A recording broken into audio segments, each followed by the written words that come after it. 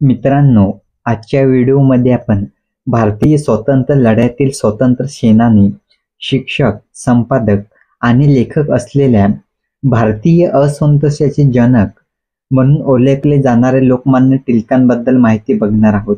लोकमान्य टिळकांचा जन्म 23 जुलै 1856 ला रत्नागिरी जिल्ह्यातील दापोली तालुक्यातील चिखली येथे झाला. त्यांच्या वडिलांचे नाव गंगाधर टिळक होते, तर आईचे नाव पार्वतीबाई होते. टिळकांचा तापीबाई यांच्याशी विवाह झाला. लग्नानंतर त्यांचे नाव बदलून सत्यभामाबाई ठेवण्यात आले. लोकमान्य टिळकांचे नाव केशव गंगाधर टिळक होते, मात्र स्वातंत्र्य लढ्यातील योगदानामुळे तो लोकमान्य म्हणून ओळखले जातात. 1877 मध्ये त्यांनी पुण्याच्या डेक्कन कॉलेजमधून गणित विषयात प्रथम श्रेणीत कला शाखेची पदवी घेतली. 1879 मध्ये त्यांनी सरकारी लॉ कॉलेजमधून LLB ची पदवी प्राप्त केली. पदवी घेतल्यानंतर टिळकांनी पुण्यातील एका खाजगी शाळेत गणित शिकवायला सुरुवात केली. लोकमान्य टिळकांचे शैक्षणिक क्षेत्रातील योगदानाबद्दल बोलायचे झाले तर 1880 मध्ये गोपाल गणेश आगरकर, महादेव बल्लाळ आणि विष्णुशास्त्री चिपळूणकर या त्यांच्या काही महाविद्यालयीन मित्रांसह त्यांनी प्राथमिक माध्यमिक शिक्षणासाठी न्यू इंग्लिश स्कूलची स्थापना केली.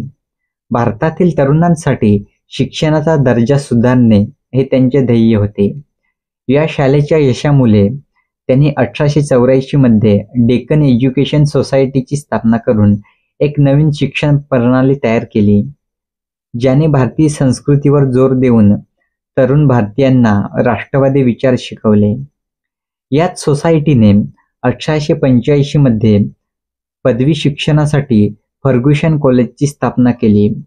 लोकमान्य टिळक हे फर्ग्युसन कॉलेजमध्ये गणिताचे प्राध्यापक होते. लोकमान्य टिळक 1890 मध्ये भारतीय राष्ट्रीय काँग्रेसमध्ये सामील झाले. तत्कालीन भारतीय नेतृत्वात भारतात स्वातंत्र्य मिळवण्यासाठी इंग्रजांशी व्यवहार कसा असावा याबाबत दोन स्पष्ट मतप्रवाह होते.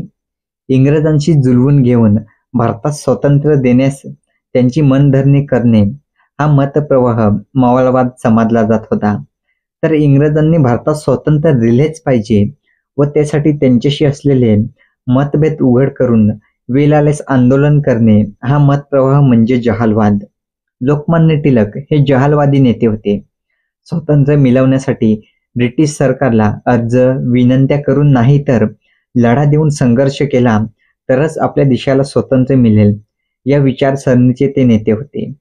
स्वराज्य हा माझा जन्मसिद्ध हक्क आहे आणि तो मिळवणारच, अशी त्यांनी घोषणा केली. भारतीय स्वातंत्र्य लढ्यातील लाल बाल पाल मधील ते एक होते. लोकमान्य टिळकांनी केसरी व मराठा ही वर्तमानपत्रे सुरू केली. त्यातून ते ब्रिटिश सरकारच्या अन्यायकारक धोरणांवर टीका करत.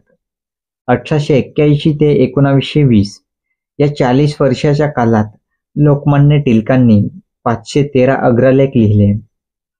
सरकारचे डोके ठिकाणावर आहे का? उजाडले पण सूर्य कुठे आहे? टिळक सुटले, पुढे काय? राज्य करणे म्हणजे सूड गवणे नाही, असे अग्रलेख लिहून त्यांनी सरकारवर टीका केली. 1896-97 साली महाराष्ट्रात मोठा दुष्काळ पडला. टिळकांनी शेतकऱ्यांना संघटित होण्याचे आवाहन केले, तसेच त्यांच्या हक्कांबद्दल जागरूक केले.